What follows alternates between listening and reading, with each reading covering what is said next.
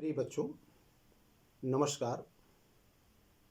मैं डॉक्टर उधम सिंह, अर्थशास्त्र विभाग, ख्वाजा मोइनुद्दीन चिश्ती भाषा विश्वविद्यालय लखनऊ। आज मैं भारतीय अर्थव्यवस्था, प्रकृति, संरचना एवं विशेषता पे विशेष प्रकाश डालना चाहेंगे। Indian economy, nature, structure and future की हम चर्चा करेंगे। तो सर्वप्रथम इंट्रोडक्शन के रूप में हम यह चाहेंगे कि क्षेत्रफल की दृष्टि से भारत विश्व में 7वां स्थान रखता है, लेकिन जनसंख्या की दृष्टि से यह दूसरा स्थान रखता है। यहाँ का कुल क्षेत्रफल आपका 32.87 लाख वर्ग किलोमीटर, जो विश्व के क्षेत्रफल का 2.4% है, और तटीय सीमा 7,516.6 किलोमीटर है। यहाँ की जो जनसंख्या है, यानी जनगणना 2011 की जनगणना के अनुसार 121.02 करोड़, जो आज के परिवेश में यह लगभग 131 करोड़ के आसपास हमारी पॉपुलेशन होने जा रही है।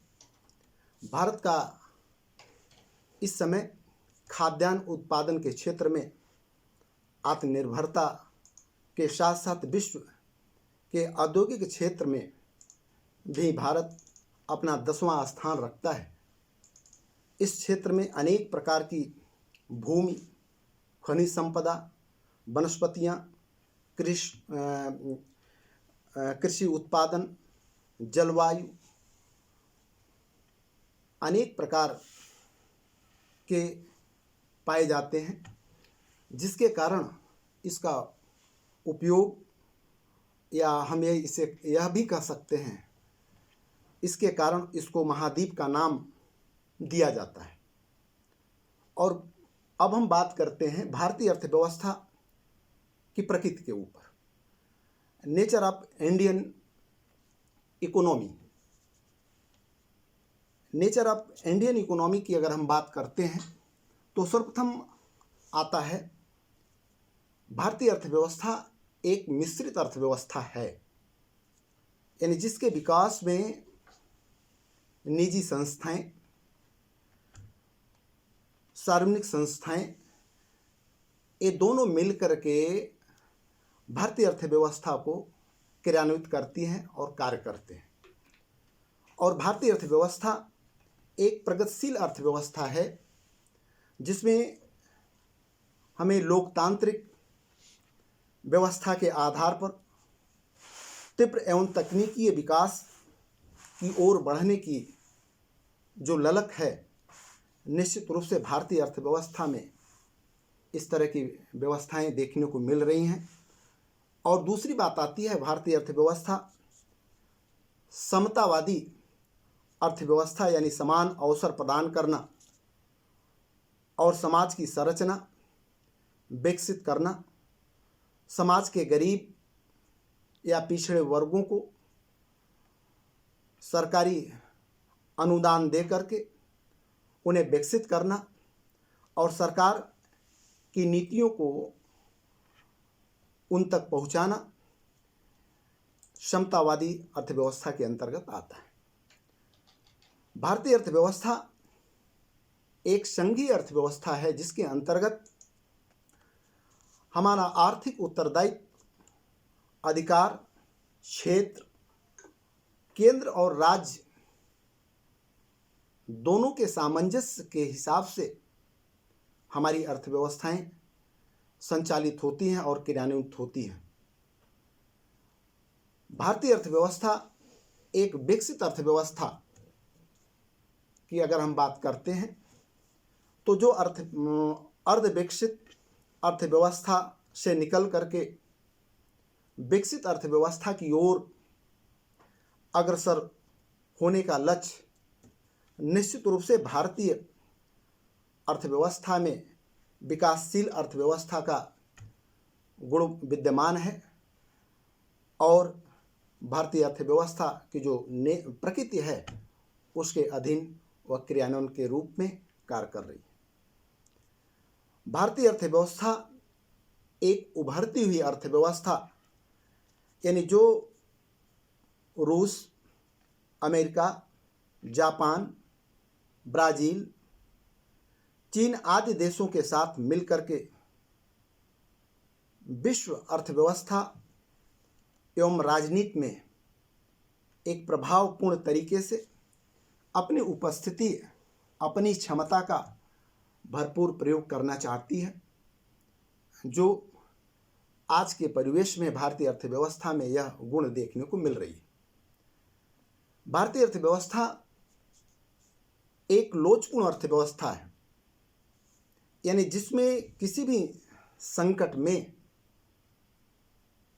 सौहार्द को कायम रखते हुए अपनी अर्थव्यवस्था को शीघ्रतापूर्वक अपनी अर्थव्यवस्था की गति को प्रदान करने की क्षमता है, उसको पुनरुत्थान करने की क्षमता है, जिसके वजह से आज हमारे देश में दैवीय आपदाएं, अकाल, कोरोना काल, इन आपदाओं के होने के बावजूद भी हमारी व्यवस्थाओं को मंदी की ओर से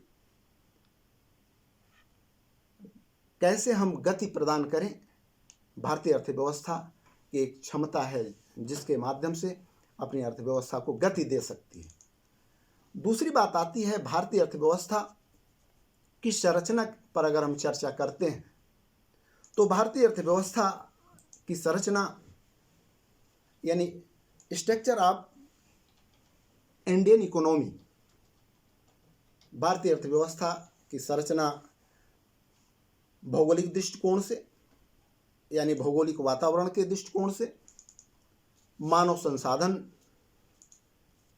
के दृष्टिकोण से, प्राकृतिक संसाधन के दृष्टिकोण से, कृषि एवं सिंचाई, उद्योग एवं परिवहन, निश्चित रूप से भारतीय अर्थव्यवस्था की जो संरचना है एक प्रभावपूर्ण है।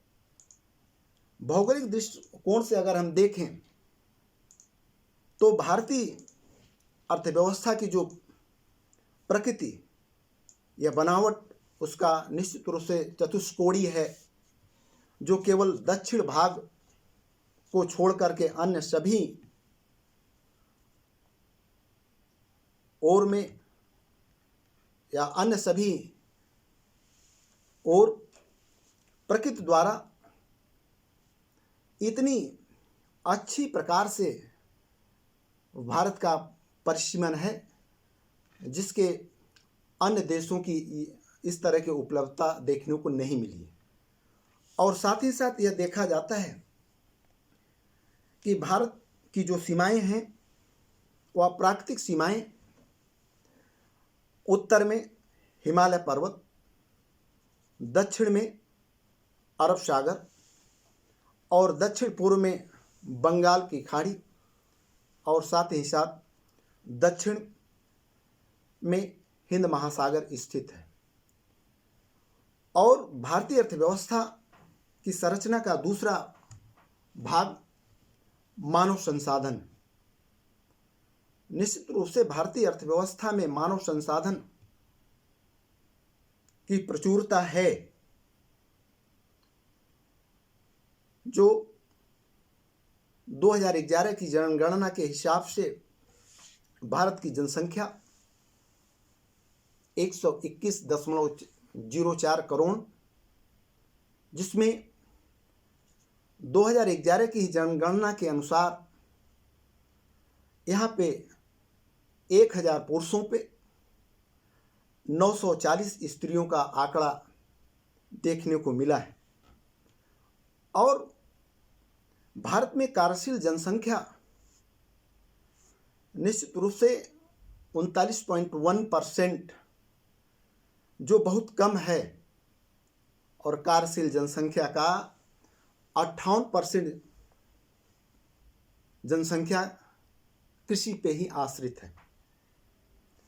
जर्मनी में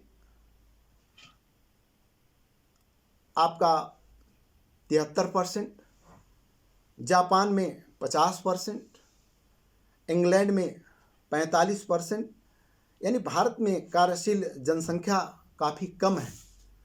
और दूसरी बात यह भी देखी जाती है कि हमको नेचर के माध्यम से, तीसरा प्राकृतिक संसाधन,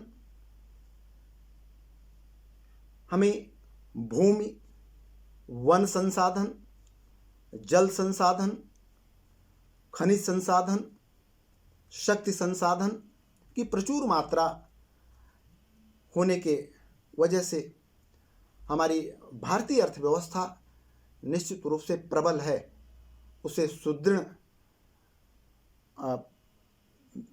प्राप्त है, जिसके माध्यम से यह देखा गया, इस क्षमता का अगर हम प्रचुर मात्रा में उपयोग करते हैं तो भारतीय अर्थव्यवस्था को हम गति दे सकते हैं। ये भारतीय अर्थव्यवस्था में क्षमता है। अब नेक्स्ट डे बालकों आपको भारतीय अर्थव्यवस्था के लक्षण एवं विशेषता पे प्रकाश डाला जाएगा। जय हिंद।